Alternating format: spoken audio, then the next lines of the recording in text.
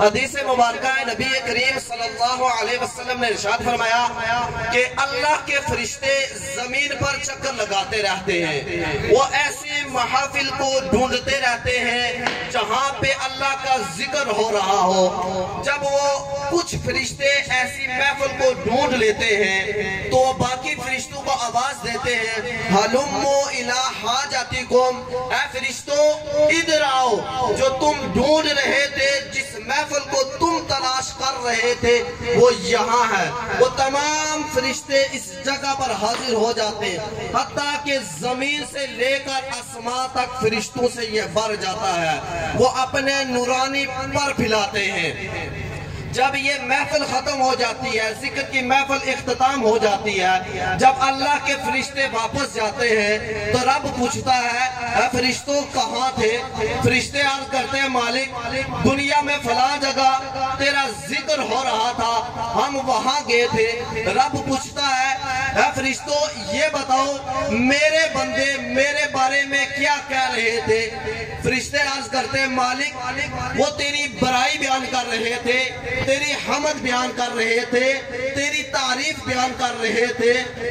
رب فرماتا ہے، اے فرشتوں انہوں نے مجھے دیکھا ہے؟ فرشتے عرض کرتے ہیں، مالک انہوں نے تجھے نہیں دیکھا۔ رب فرماتا ہے، اے فرشتوں اگر وہ مجھے دیکھ لیتے تو فرشتے عرض کرتے ہیں، مالک وہ اس سے بھی زیادہ تیری عبادت کرتے ہیں۔ پھر رب پوچھتا ہے، اے فرشتوں یہ بتاؤ وہ بندے چاہتے کیا تھے؟ وہ کیا تلاش کر رہے تھے؟ ان کی طلب کیا تھی؟ ان کی تمنا کیا تھی؟ ان کی خواہش کیا تھی؟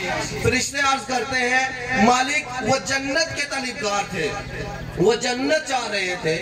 تو رب فرماتا ہے، اے فرشتوں یہ بتاؤ کیا انہوں نے جنت کو دیکھا ہے؟ تو فرشتے عرض کرتے ہیں، مالک انہوں نے تیری جنت کو نہیں دیکھا۔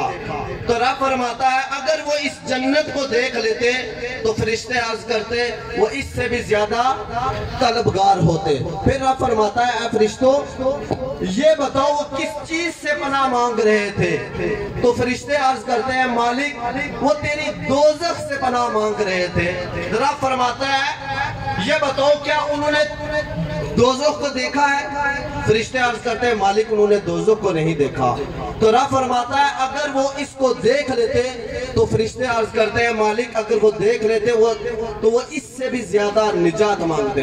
رب فرماتا ہے، فرشتوں گواہ ہو جاؤ، جہاں پہ وہ جس محفل میں جتنے بھی لوگ تھے میں نے ان سب کو بخش دیا ہے۔ تو فرشتے عرض کرتے ہیں، مالک وہاں پہ تو کچھ لوگ ویسے ہی آئے تھے، وہ اس محفل کی غرض سے نہیں آئے تھے، ذکر کی غرض سے نہیں آئے تھے، وہ تو کسی اپنے کام سے آئے تھے۔ تو رب فرماتا ہے، جو ان کا ہم نشیں ہو جاتا ہے وہ بدبخت نہیں رہتا، لہذا میں نے ان سب کو بخش دیا ہے۔ اللہ تبارک و تعالیٰ کی بارگاہ میں یہی دعا ہے کہ ہمارا اور آپ کا آنا اللہ اپنی پاک بارگاہ میں قبول و منظور فرمائے۔ وما علینا